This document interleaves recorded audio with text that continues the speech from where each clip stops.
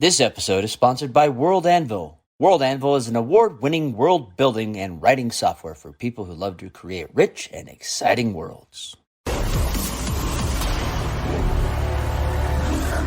Dungeon crawlers. We would be honored if you would join us. All right, everyone, welcome to another episode of Dungeon Crawlers Radio, where we have found the perfect topic for you.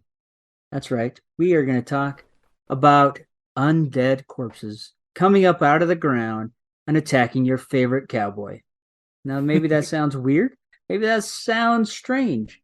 But really, it is the perfect setting for a game that has already been amazing and we have talked about before, which is Zombicide, Wanted Dead or Alive, which also has a really cool title because that is an amazing song by Bon Jovi. Well, it is, but it's not called Wanted Dead or Alive. It's Zombicide Undead or Alive. Undead or Alive. Yeah. Which is also clever. Very clever. Very close. No wonder I got it mixed up because it's perfect. Undead or Alive, which, as always, Krebs, the Zombicide fanatic, just like Kroll, has everything for it. So, with that said, we are going to be talking about Zombicide, Undead or Alive, this evening. The pros, the cons, the craziness, why you should pick it up, and why this game is either a dud or amazing. More than likely amazing, but not a dud, unless it is Zombicide in space. But we'll just we'll ignore that one. Now, what's important to note here is that Matthew and I have both played the game, but Daniel, who does own and enjoy Zombicide, both first and second edition, he has not yet played the game. And so Daniel will be asking us questions about this game from the perspective of one who has played Zombicide, just not this edition. Yes. So, where do we start? Where do we jump in? Give us a basic premise of this version of the game. So the basic premise is they've taken the Zombicide context and its formula in general, and they have thrown it way back to the Wild West, back to when men were men and women were undead zombies chasing you through the streets in your Ford F-150. No, not the Ford F-150, but like on your Mustang on your Mustang, pony. On your Mustang. But it is a Wild West setting and scenario, and as always, you have a cooperative situation between all the players where they must face the zombie horde and finish whatever mission they're on, or lose the game entirely. Please tell me you get bonus points if you call someone yellow. Are you okay? Yep. No joke. The first time I played this with my sister just a couple days ago, she hit yellow. And I guess I turned to Matthew and I said that because he was marking his yellow on his trey, and I was all yella, and then and then nothing happened. We didn't get into a fight, but I was a little yellow bellied, maybe not yellow bellied, but yellow markered. Did anyone also say manure? I hate manure. I hate manure. Oh man. Yeah. Back to the Future where we talk about Zombicide. Yes. So the Wild West has always been a fascinating genre for me. My grandfather, I spent a lot of time at my grandparents' house, and there was always a Western on. Whether it was John Wayne, Jimmy Stewart, you name it. If they were starting a Western film, it was on TV at my grandpa's house. It was either that or like old World War II movies. Fast forward, the Western has kind of died off. You'll see one every now and then, but it's pretty much like our version of, our medieval times, the United States medieval times. If you piss someone off, you more than likely got shot, or you were called out to the street for, at high noon. I don't know. That sounds like Chicago. Some days. Some days. But the point is now they've taken this really popular game that's done really well, and yes, they tried a space version of it, didn't do that great. Now if I remember right, they also did a fantasy version. They Correct? did a D&D-esque version called Black Plague. That's right. Yeah, I haven't played that one either. We have. So, I don't have it, but my buddy has it. At first, I was getting all of the modern Zombicide, and he was getting all the Black Plague Zombicide. Okay. And then we'd go to each other's house and we'd play. Gotcha. And the thing, and this is actually germane to our conversation today, when they started doing Black Plague, that was when they first came out with the tray system.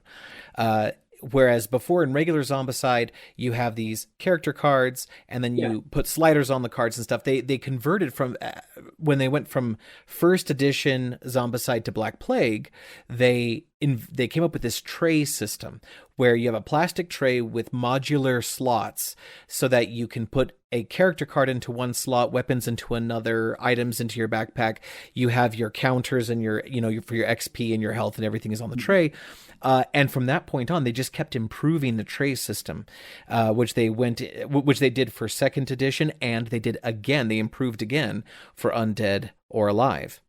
Can I just comment on that for a second? Because when you brought out the trays for Undead or Alive, that was one of the first things I noticed. I was so impressed with how far this thing had come. It was far easier than the oversized cards that we used with original Zombicide. And what I thought was brilliant is they had indents on the tray itself, so that you can tip the card up and pull it out without having to get under your fingernails or risk bending or damaging the card in any way. And they had room for all the cards in the tray. It was just wonderful the way that this is set up. It keeps it to be a low footprint on your table in case you got limited real estate. You can see everything that you need to see, and it all just fits together so well, like a really great system. So I loved, as a player, that's just one of the things that I noticed right off the bat and really liked about this one, is that this was going to make it easier to enjoy the game, and I wasn't going to have to manage the cards on the table. Yeah. So I'm assuming with this version, it still keeps with the D6s. Yes, everything is D6 driven, as it has been since first edition. Okay. So now so this is where we lead into gameplay, because I know in the modern version, you have your zombies, you have your runners, you have fatties, and then you have abominations. And abominations are really hard to kill. Abominations in this game. Oh my gosh. So this is where the question really lies, is because, in the modern one, you've got shotguns and machine guns and all sorts of swords and weaponry. Some versions have a cement saw, some don't, and abominations are nearly indestructible unless you have a Molotov cocktail. So how is it handled in a Western setting where you got revolvers and rifles and maybe some dynamite? I'm guessing dynamite might take the place of you guys have Joshua came across a pretty awesome weapon that held them at bay for quite a while. You ended up using a Gatling gun.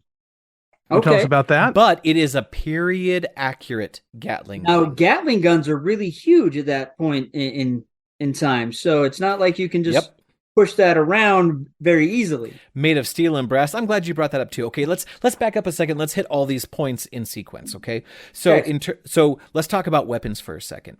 All the characters belong to one of 4 classes. This is a new addition to Zombicide.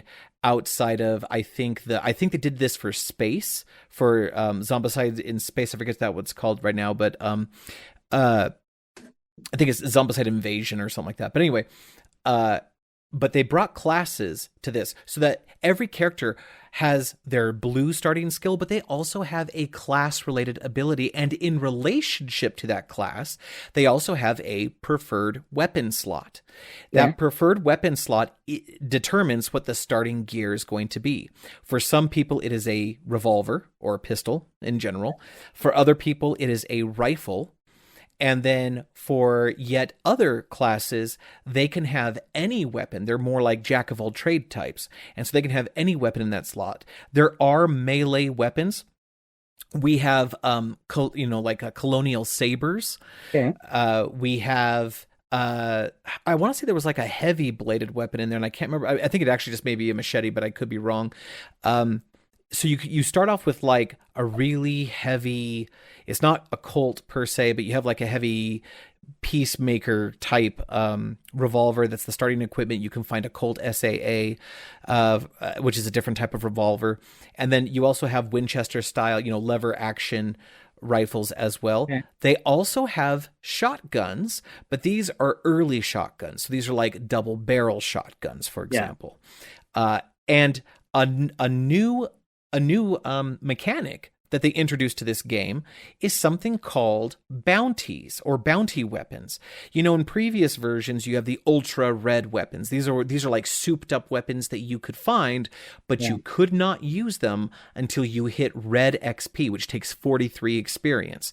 And for those who don't know, in Zombicide, you get 1 point of experience per zombie kill, except when you kill an abomination, when you get 5. Or when you pick up an objective where you get 5. And so it's actually, to get 43 is kind of a feat. So in previous versions, you had ultra red weapons, and that was the restriction. They're super great weapons, but you can't use them until you go into a red level of XP. In this game, you have bounty weapons. And the way it works is that on the back of the card, there is a picture of the weapon, and there is some sort of a feat or achievement. Kill 3 zombies with a pistol in a single turn, or kill 3 zombies with a rifle in a single action, or kill 2 zombies in a zone that also has another player. Things like that, or get 5 XP in one go, that sort of thing. So yeah, I'm actually looking at these, and it looks like one of them is Ma's Troubleshooter. Pistol with a blade on it, so it looks like a gun blade. Yeah, well, that one might be a promo card, because I don't remember that being in the deck. But I guess this Zombicide Gears and Guns, so this might be. Oh, that is a steampunk expansion, which I do have, but I have not yet played with. That makes sense, because I'm like, there's a freaking chainsaw in here, but you haven't said anything about chainsaw. There's another mechanic in there that I thought was very interesting, because it is period appropriate. You may know, our listeners may know, that the early revolvers were single action pistols, meaning that you had to cock the hammer or the trigger didn't do anything, as opposed to today's double action revolvers that when you pull the trigger will cock the hammer and then release it in a single pull. So because these were single action revolvers back then, you could do what they called fanning your gun, where you would hold the trigger down and then quickly run your hand over the top back towards the hammer and flick it back just over and over and over again. Weren't terribly accurate, but you could throw a whole lot of lead down towards your target.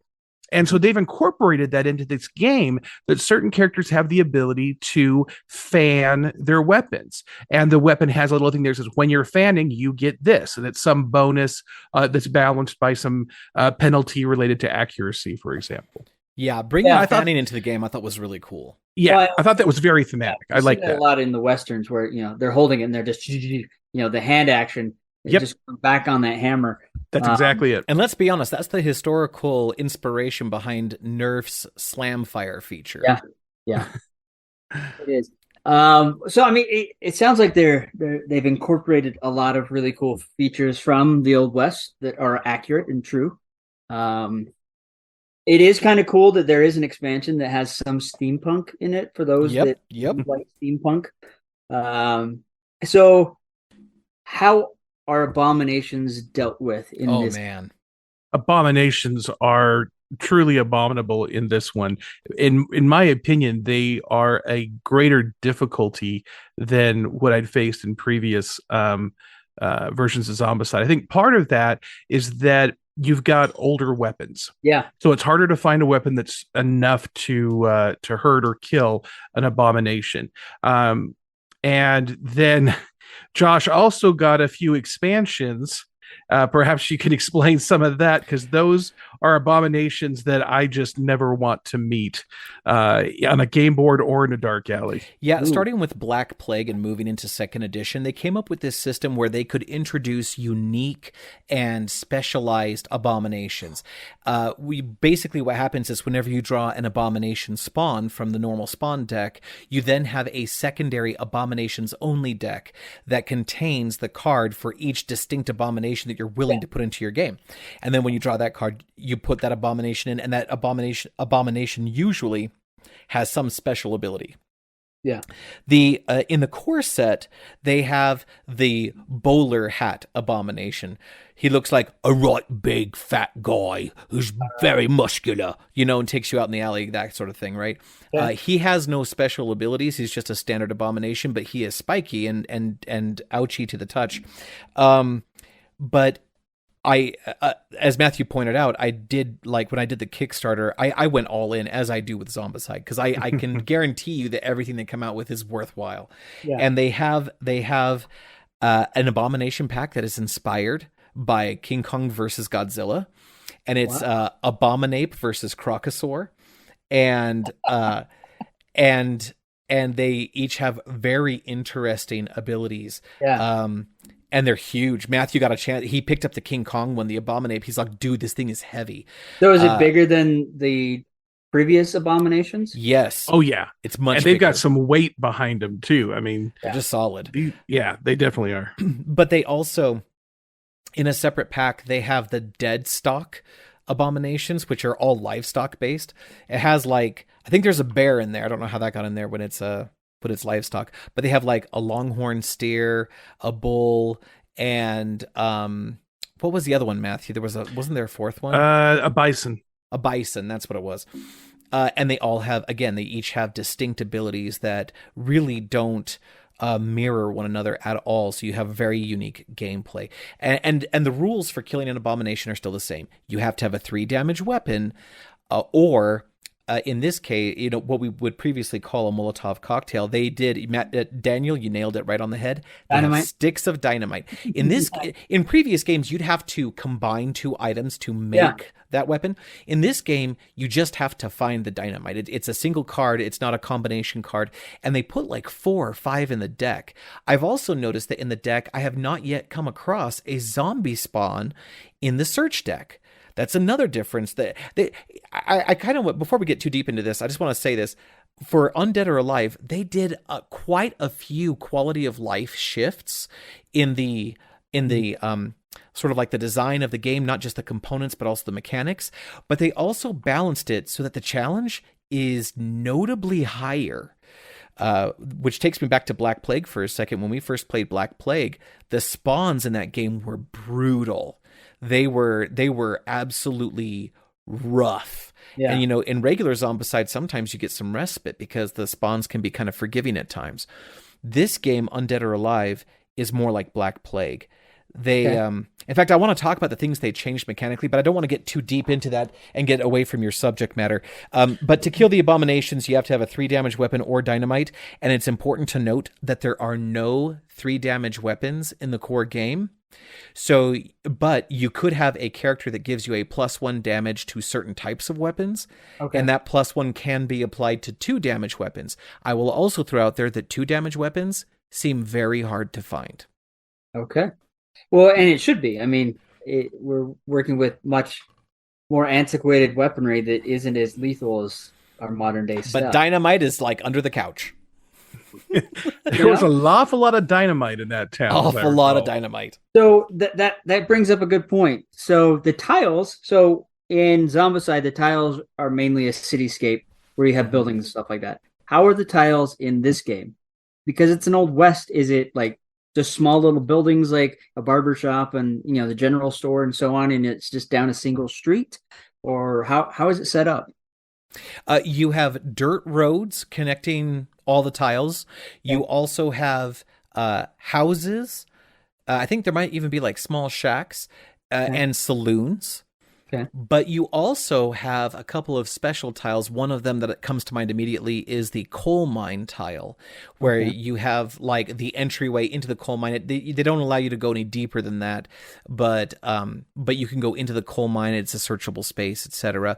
But one of the things they did that was super cool and super Western is they added train track tiles.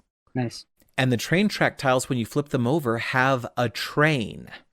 Cool. So there is for lack of a better term, a ghost train or a zombie train that will plow through town on a turn-based timer, and if zombies are in the way, it annihilates them.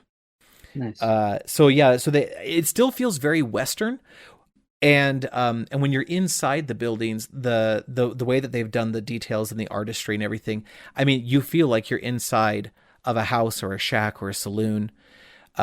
Which, since you asked about the tiles, this does bring up another change to the game that is absolutely unique to Undead or Alive.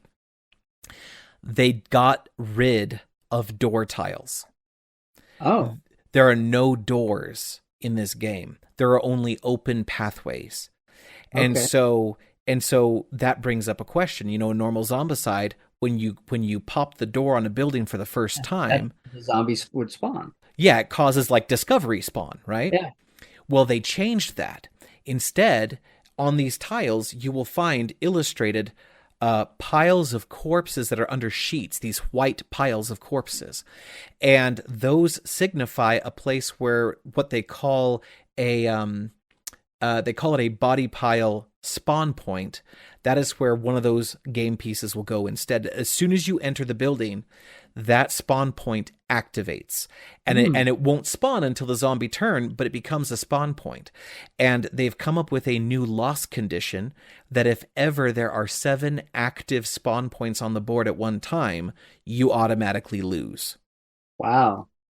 But there are ways to shut down spawn points and even destroy spawn points. Okay.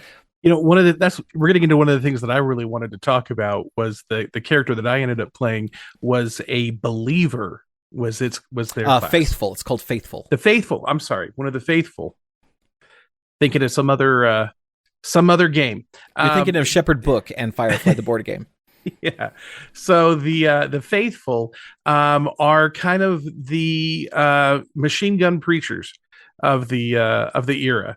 And so they're both gunslingers, but also, holy men and women.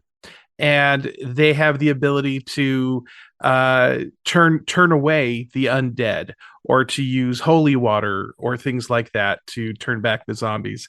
And there's this new mechanic called Vade Retro, which is Latin for go away.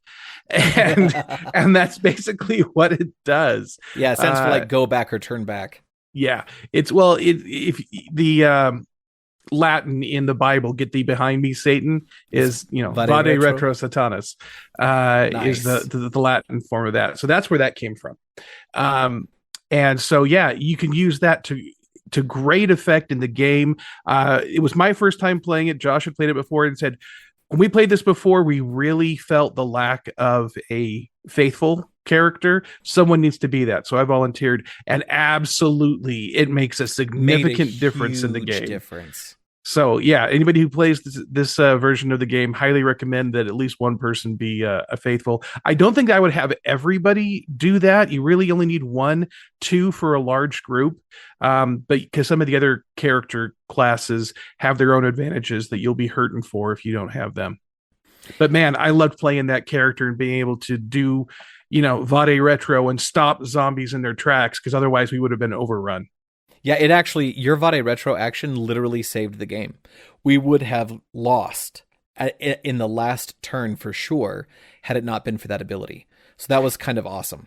And Josh mentioned earlier how you can get +1 bonuses. Vade Retro is one of those things. I got a +2 weapon, and if I hesitate to use the word cast, but you know what I mean. Casting Vade Retro, any zombies in that space, I got +1, and so that was how I was able to kill the abomination. Yeah, he was able to use a 2-damage rifle with one of his Vade Retro bonuses as the Faithful to kill an abomination. Nice. Yeah. Now it's time to chat about our sponsor, World Anvil. World Anvil is an award-winning world building and writing software for people who love to create rich and exciting worlds. With their software, you can create your world, manage your campaign, plan your novel, create a world wiki, wow your players, make novels more interactive, and make your worlds come to life. You can find them at worldanvil.com, and if you put in the discount code DCR40, you will receive a 40% discount today. So we've broken down the weapons. We broke down how the tiles work, how it's fairly different from before. There are classes now that we don't have in the modern day setting. There are ways or abilities to buff your weapons, so to say, or bless them so that you're getting that extra damage. There is dynamite hidden under the couch. So you need to go after it. I mean, this sounds great. I'm excited. It sounds like there's lots of potential to have fun, even in an Old West, and not even adding in the steampunk stuff. You know, the steampunk stuff alone sounds like it's going to add a lot more excitement and fun. I've looked at some of these cards, and I like how there are bounty cards, so you have to do specific things to get these special cards instead of just a luck draw. You know, hey, if I want that, these are the things I need to do to get that. Yeah, and what I like is like whatever card is on the top of that deck, whoever finishes that feat first, they receive that card, and there's no experience restriction on that. It can go into their weapon slot immediately. The other thing that's cool about how they added a preferred weapon slot on the characters, it allows you to have a weapon in your preferred slot, and then your 2 standard in-hand items, as well as 3 in your pack. What this means is technically you have 3 weapons at hand at all times. So you can dual wield from your favored slot and one of your hand slots, or from both of your hand slots, or you can carry your preferred weapon, which might be a rifle or maybe a melee weapon, depending on your character class. And then you can have dual wield weapons in your hand slots, and all those weapons are available for you to use.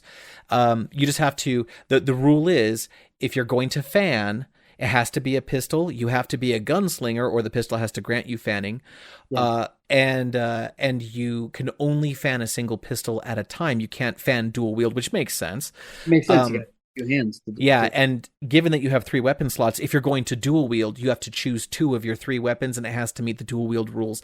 Yada yada yada yada yada. Right. Yeah. But yeah, they did a fantastic job balancing out the attack platform for the characters.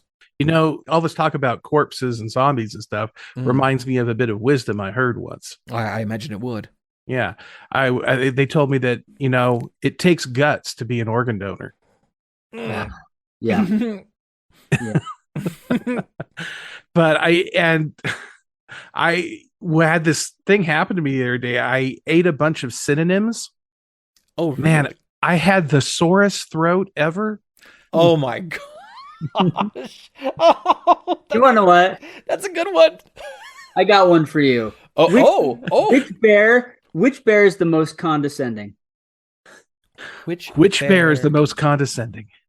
A panda. A panda? A panda. I had to think about that for a second, but it was worth it. Good panda. All right. Holy smokes. So now that we've got that out of the way, I want everyone at home, I want you to recognize that Matthew has infected Daniel with the dad joke virus. And I think that means inevitably I'm next. Hey, last week, even Alton threw out one that I liked. Oh, gosh. That was great. It's always fun when we have Alton on the show. It is. Because like we just go into pun mode. Like we're just throwing them out left and right. It's so great.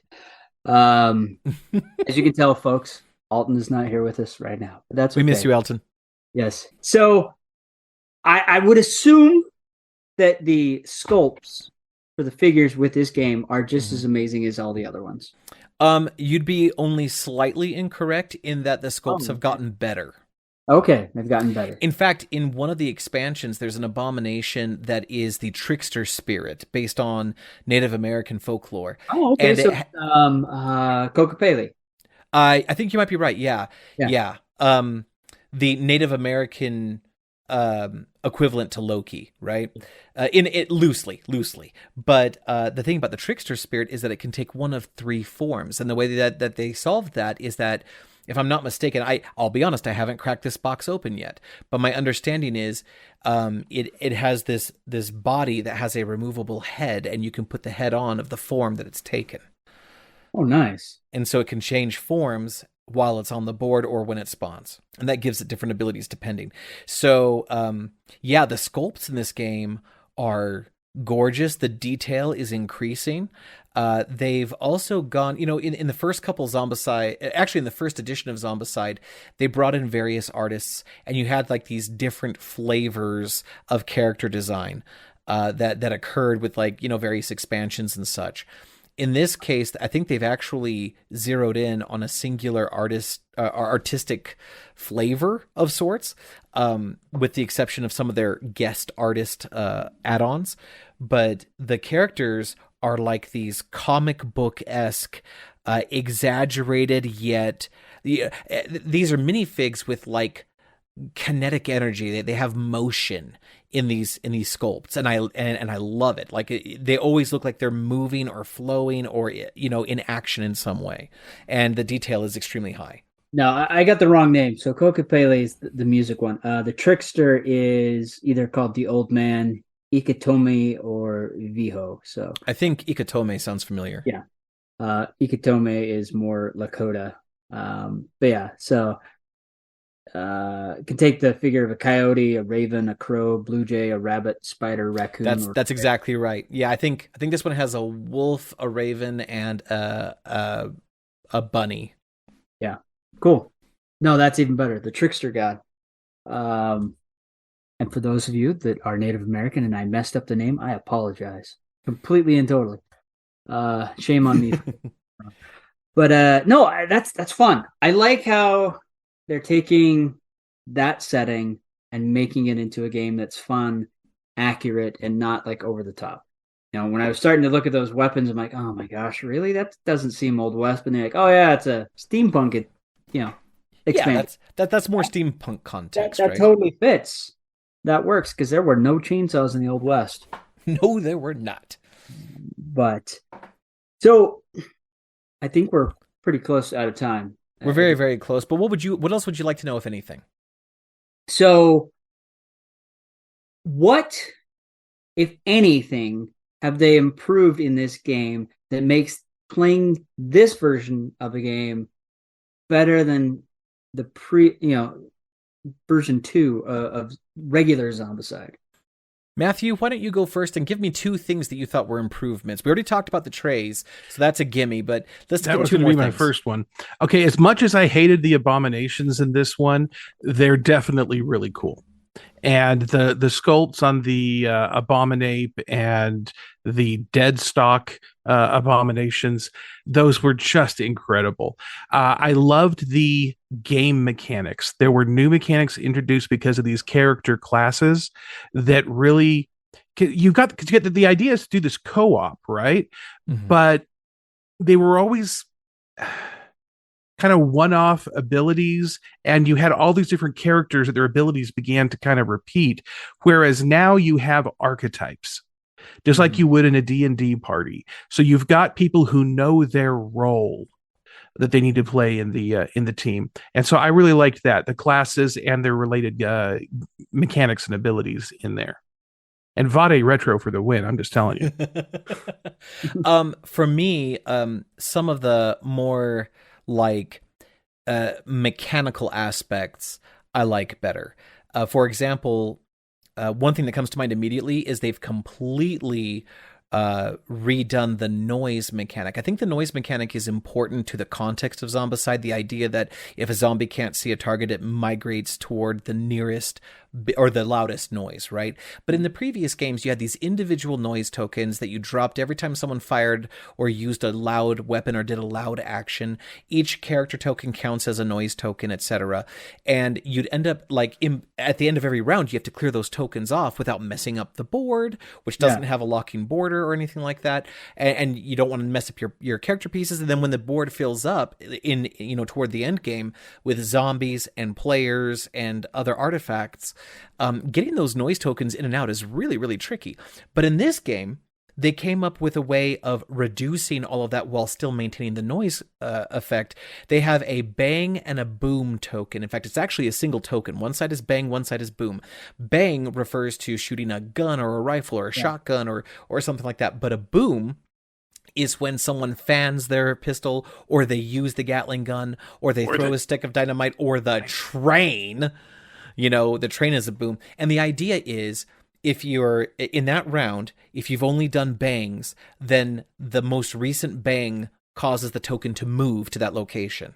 And the same thing about booms. If you're in boom mode, because something went boom, a boom is louder than a bang. So a bang will not move the boom token, but a subsequent boom action will. And the cards are very clearly marked which actions are bangs and which actions are booms. And it's a single noise token, and that token's on the board at all times. It makes the sound mechanic so much easier to manage. And the last thing I'll say is the zombie spawn system is way more aggressive.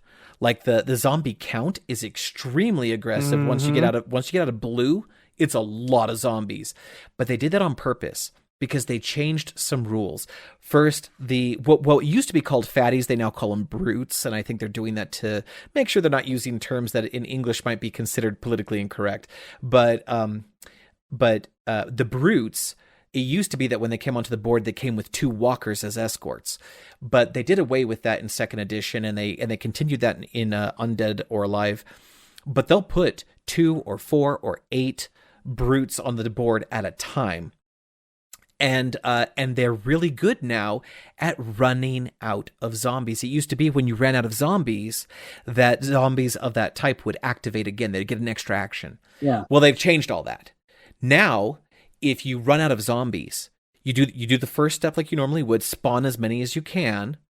But if you run out, then the abomination enters the board if he's not there already. And if he's on the board already, he activates again. And so running out of zombies now puts the abomination in play way more often. And toward the end of the game, the abomination was like showing up. We'd kill him, and then on the next zombie spawn, he'd show up again. And it was just over and over. And then he would start chasing us because he got like 3 activations in one spawn session. Oh, I hated the abomination. And this is the non-special abomination. He has no special abilities, but he was a real threat. And as we've talked so many times in the past, games are most fun when there is always a way to win and there's always a way to lose. There's always jeopardy. And that abomination jeopardy is so real, and it is so cool. I actually really like it. Everyone remembers what the D stands for, right? Mm-hmm. There is a D in DCR for a reason. No, that's fantastic. That's awesome. I'm excited to get to play. So, folks, if you have not picked this up, definitely go do so. It sounds like it is a great addition to the Zombicide game, mythos, genre, whatever you want to call it. I haven't played the Black Plague. I haven't played Undead or Alive. But I did play the space version, and the space version was just bad. It really, the mechanics were flawed. You're in space. You have to have oxygen. There was a lot of things I don't think they really accounted for, which is okay. It's kind of disappeared. I don't know if you can even buy it anymore. Well, and it looks like they kind of learned from those mistakes, which is a good thing, right? And that is the one thing I can say for this company is, even when they hit it right and they make great choices, they still go, okay, what could we have done better? And then they put that into the next version. Mm-hmm. They don't just rest on their laurels and it's like, this game's awesome, there's nothing we can do, or we really screwed up this mechanic, how can we make it better moving to the next one? And they've definitely done that. And even in this game where it's a setting where you can't have fancy machine guns or machine guns or high volume caliber weapons, sniper rifles, rocket launchers. You don't have that. And so how do we handle this? Well, it's the Old West. people die like crazy, so we're still going to have tons of zombies, but we're going to change things up. If you run out, you don't get an extra activation. But hey, the abomination shows up again, so hey, you got to deal with him, and hopefully you can find another stick of dynamite in Granny's knitting box or something like that. So, and you got to train. I mean, that's awesome. Who doesn't love a train? So now there is one question. We've gone through all this. Are there horses? Can you ride a horse? Because in the Zombicide game, you get a car. You can jump on a car. But in the Old West, there weren't cars. There were horses. Yes. Okay. In the core box, the answer is no. And the context is the horses were the first to be eaten. Okay. However, in the expansions, both a couple of micro expansions and full-size expansions, they brought mounts back, and they will have survivors on foot and that same survivor on a mount. And there's an expansion where the mounts are completely separate and independent. And so you can put those mounts in the game and then have players take that mount. So the short version is yes in the expansions. Okay. So in the expansions, yes, you can have a horse, which hopefully is awesome. There's also an abomination horse, a nightmare. Now, as you said that, I just got a really cool idea that they need for an expansion for this version. And that is to give you the character and mount, and it would be Brave Star. We should do a Brave Star inspired mission. Yes. That would be so much fun. But anyways, folks. Briscoe County Jr. Briscoe County Jr. That would be so dope. That would be so great. I mean, they've already put Ash in the modern day game. Why not throw in Briscoe County and Bowler for that matter? Right. And one of the cool things about the way that they did the tray system that we keep coming back to is that the size of the character card is the same size throughout all the new editions of the game. And so technically you could have a time travel, mission, and you could have characters from the modern context or even from Black Plague, or there are ways to get really creative. One of the things I love about Zombicide, besides the fact that it's cooperative, is that it's completely modular, it's scenario driven, and this makes it is a tabletop RPG in board game form. And this allows us, with our GME brains, to get really creative. The game offers infinite play and infinite replay because you can just make up new stuff. Yes. Well, I may have to make a Briscoe County Jr. and Bowler. I'm extremely excited to see this in action. That would be really fun. Ooh, Wild Wild West.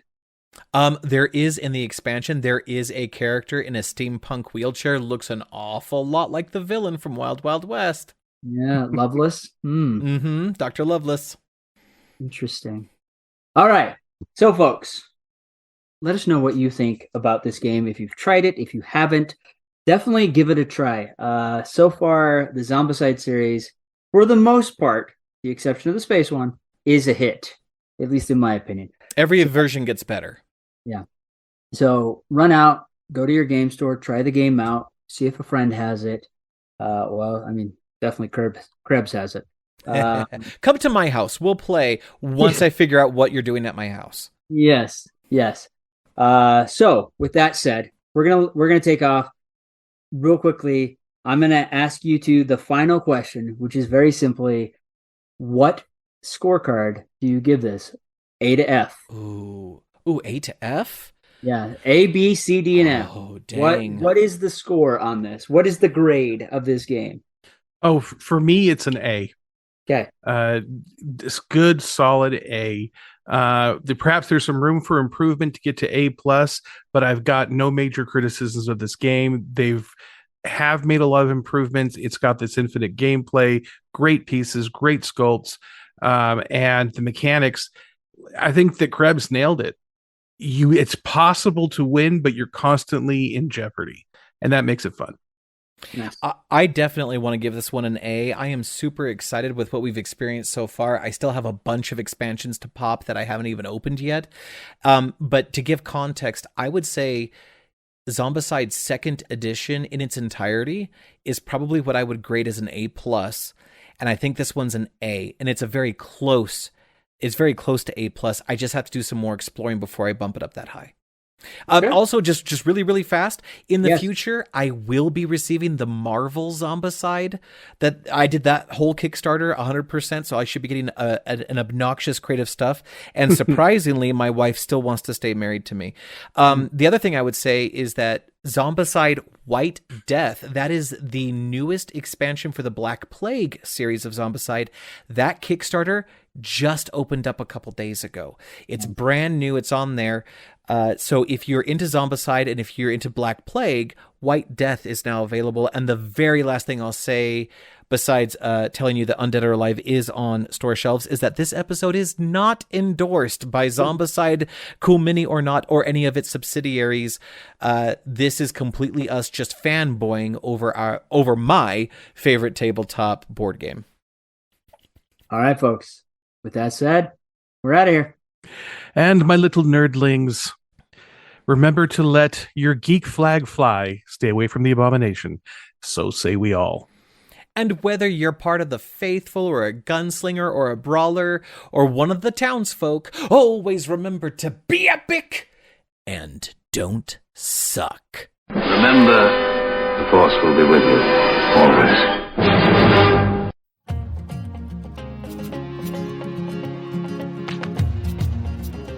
Loved what you've heard on this week's episode? Well, the answer is simple. It would mean the world to us if you could head over to iTunes and leave us a 5-star review and feedback. Spreading the word really is the best way to grow our podcast and achieve even greater things. Thank you.